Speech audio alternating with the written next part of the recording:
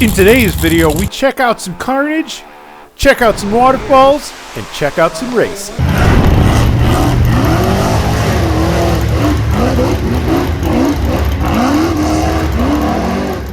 I am heading down to Tennessee to Wind Rock for the first race of the Rock Bouncer series. And I just figured I would show you how we get things organized in here, how we get things packed up. Maybe it'll help somebody. Who knows?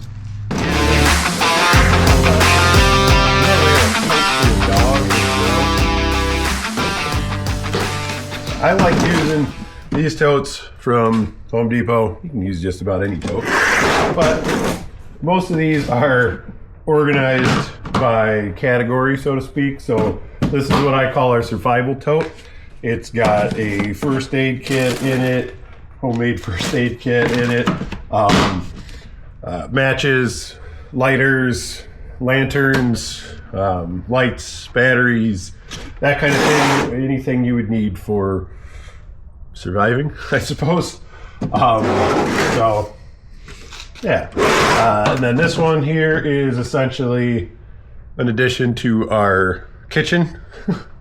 Basically our kitchen tote. So this is going to have like paper plates, a little propane tank in it, silverware, you know, that kind of thing.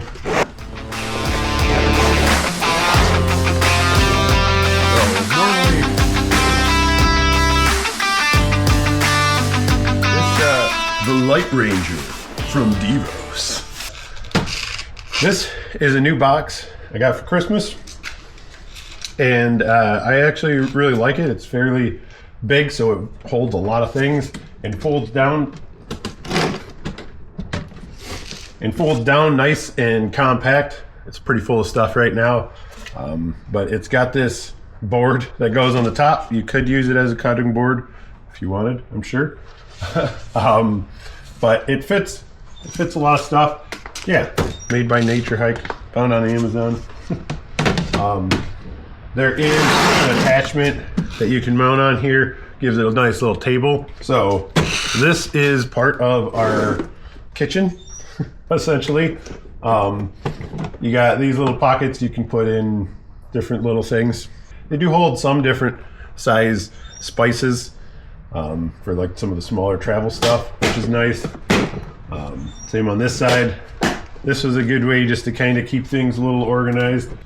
So in a nutshell, I mean, that's pretty much what we normally end up bringing. Some of this stuff I probably don't need to bring, just being me going out there, but everything else that's going to go in here is going to be bedding, clothes, and other than that, that's going to be about it. So yeah, let's hit the road. I don't know where to lie. All right, we are about 2 hours into this trip. Still in Ohio. Finally, weather's starting to clear up a little bit. I can actually see the sky a little bit, so that's nice. Got a little treacherous there for a minute, but we're gonna keep on and go. Keep on keeping on.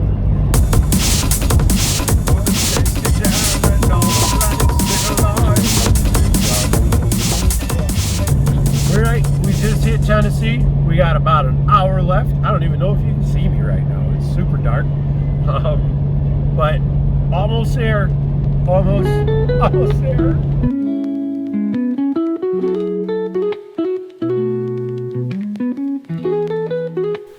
Finally, after 9 hours of driving, we've arrived to Wind Rock Park. Now let's set up camp.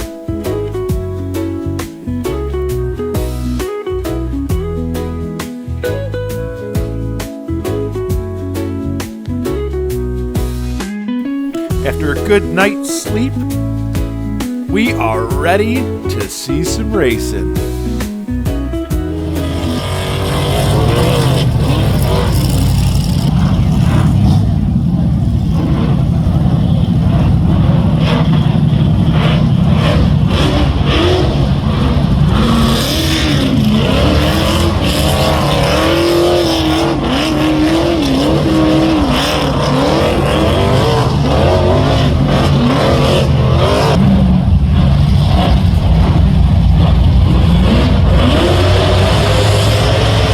This is Windrock Park. Located in Oliver Springs, Tennessee, the park has 73,000 acres to explore, with 300 miles of trails that vary in difficulty. Windrock is one of the largest privately owned off-road parks in the U.S. and is open year-round. They also have a section of the park dedicated to mountain biking. Today's event is a timed event. Drivers will compete on 2 courses that feature large hill climbs and steep descents for the fastest time. They run multiple classes for both side-by-sides and rock bouncers. Side-by-sides may start the show, but the real highlight is the rock bouncers. These vehicles are 4-wheel drive with big motors that put out 1,000 or more horsepower. The people that make these cages are true masters of their craft. Some of these are like art.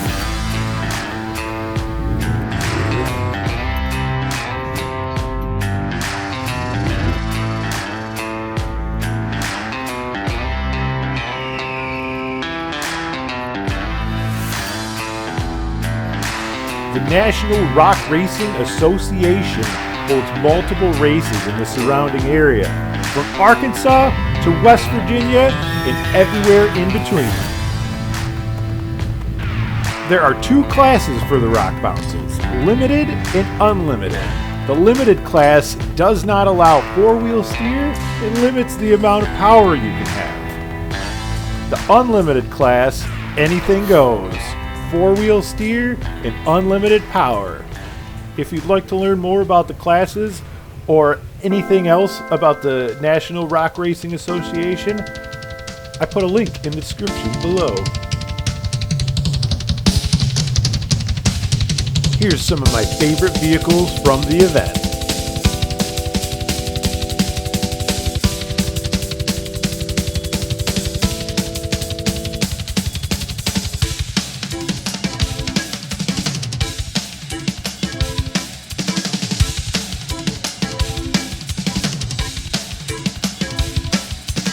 With this much horsepower, there's bound to be some carnage.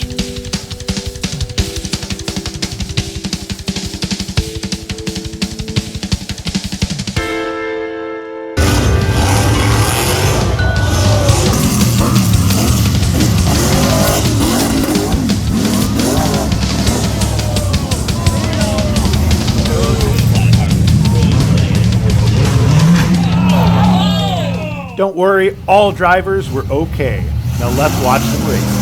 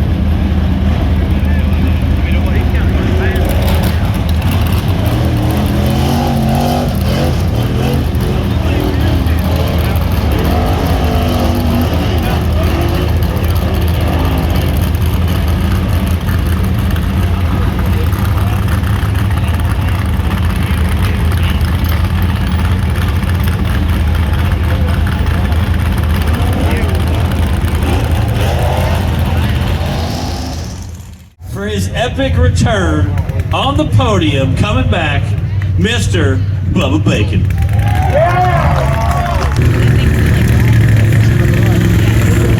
Second place with some smoking runs and his brand new Reject Fab chassis, Mr. Wade Good.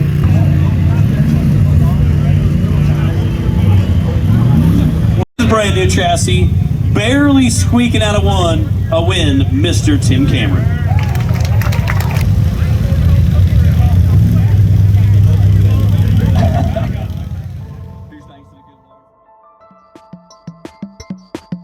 After watching a weekend of racing, we headed north to Cumberland Falls.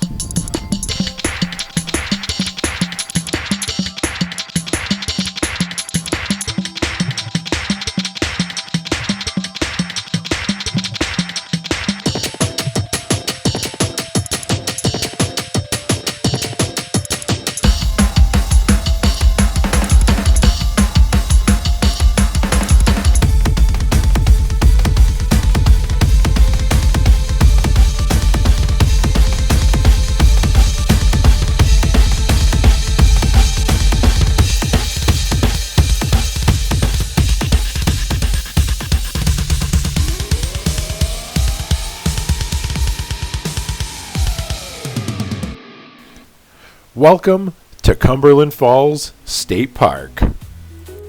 Cumberland Falls is located in Williamsburg, Kentucky. It is almost a 70-foot drop and spans 125 feet across the Cumberland River.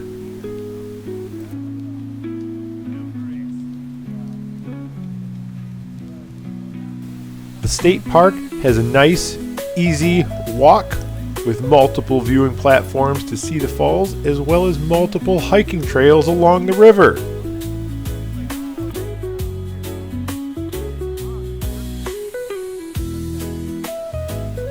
East of the falls is the Cumberland Falls Campground, which can connect you to several other hiking trails along the river, as well as this one.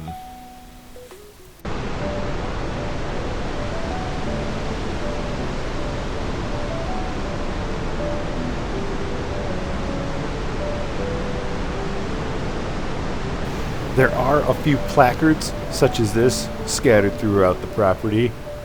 Feel free to pause the video and take a read.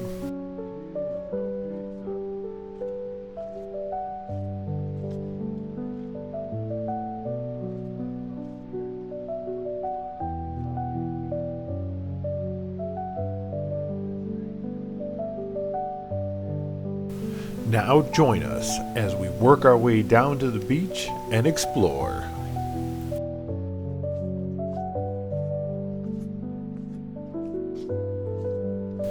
The falls and 400 acres of surrounding land were purchased in 1875 by Socrates Owens, who later built the Cumberland Hotel. Cumberland Falls Hotel was a two-story wooden structure with 40 rooms on each floor. In 1902, the hotel was purchased by Henry Brunson and renamed the Brunson Inn. Him and his family would run the hotel until 1931, when Cumberland Falls became a state park.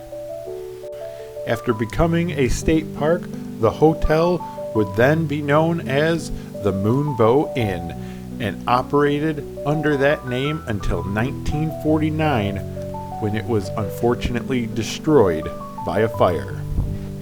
No attempts were ever made to rebuild the hotel. A moonbow is a rainbow that happens only at night, and here is one of the few places in the world that you can see it.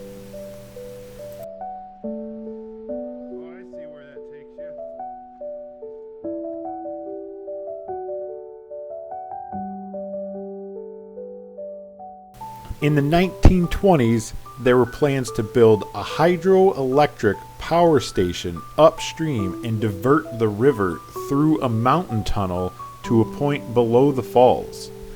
However, the Cumberland Falls Preservation Association convinced Thomas Coleman DuPont to purchase the falls and the surrounding land. He would stipulate they were to never be used for hydroelectricity. In 1930, following the death of DuPont, the family made the decision to donate the 539 acres to the state, and the park was officially opened on September 7th, 1931.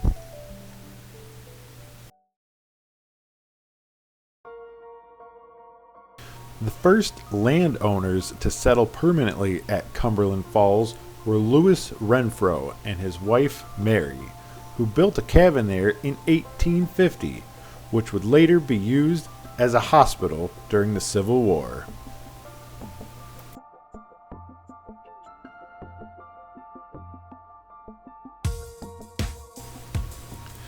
The area surrounding Cumberland Falls was once inhabited by Native Americans, going back as far as 10,000 years.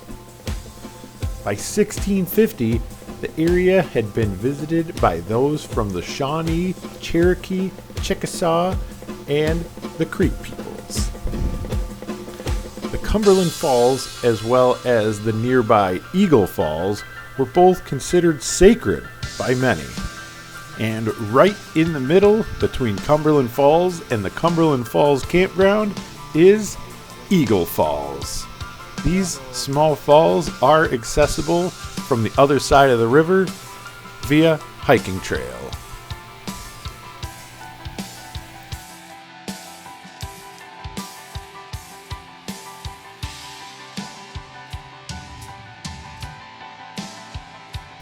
The falls and the surrounding area have been used in a few films from the 1950s, as well as a shot of them in the 1997 Steven Seagal movie, Fire Down Below.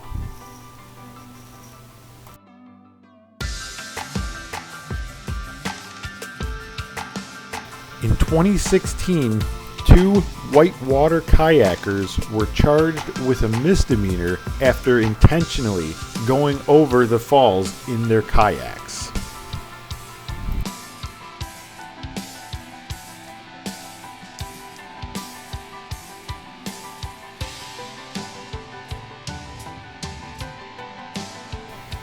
When out exploring like this, it is always good to be mindful of the terrain and your surroundings, as the weather has an effect on everything.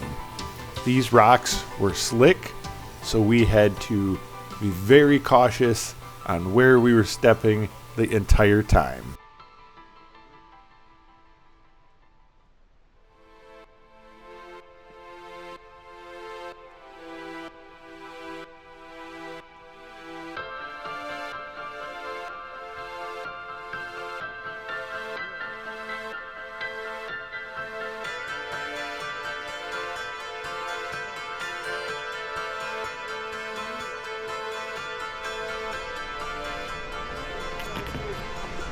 Right? That's what I was supposed. You alright? Yeah. Ow. Ah! Ah! Ah! That's gotta burn. Don't worry, I was okay. I just had to walk it off at our next destination, Yahoo Falls.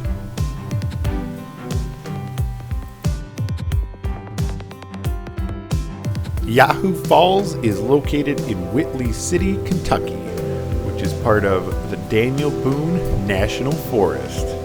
It's about 20 miles west of the Cumberland Falls, so we had to stop and check it out. It's a fairly easy hike to see the falls, and there are multiple trails you can hike to see them. Yahoo Falls is 113 feet tall and is considered one of the tallest waterfalls in Kentucky.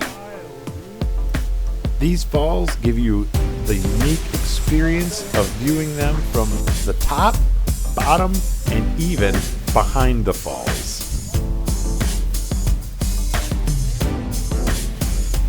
If you are ever in the area, I highly recommend visiting these falls, as not only was the waterfall a great sight, the hike along Yahoo Creek has some amazing views of rock formations, the cliffs, and even the Cumberland River. We even saw another smaller waterfall.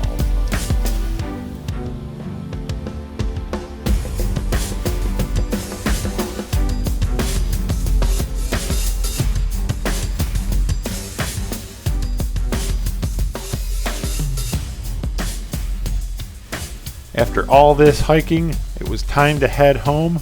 We truly hope that you enjoyed this video. All right, friends, that's a wrap on this adventure here, heading down south to go watch some rock bouncers at Windrock. Obviously, we only explored the campground, but there's still a mountain bike park, an off-road park, and a ton of other stuff to do there. So if you want to see us go back, maybe hit up the off-road park or the mountain bike park, be sure to subscribe. Let us know, that you like the video. So do all those things. What was your favorite run? Put a comment down below. Love to hear your thoughts. But till next time, see you on the trail.